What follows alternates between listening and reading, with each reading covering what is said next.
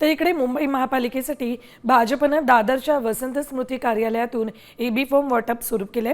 यामध्ये युवा मोर्चा अध्यक्ष तेजिंदर सिंग, जितेंद्र पटेल आणि शिवानंद शेट्टी यांना उमेदवारी देण्यात आली।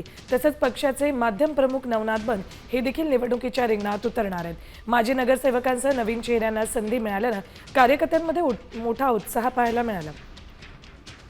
अपडेट्स घेऊयात आमचे प्रतिनिधी गणेश कवडे यांच्याकडून। गणेश, अखेर बीएमसी साठी भाजपनं एबी फॉर्म वाटप सुरू केल्याचं कळतंय।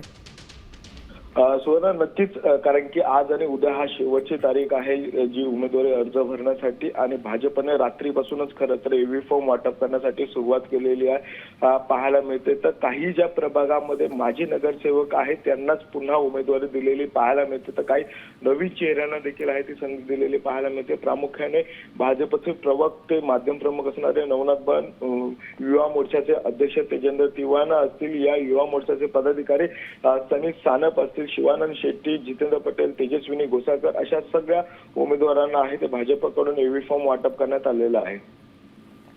धन्यवाद गणेश संपूर्ण माहितीसाठी।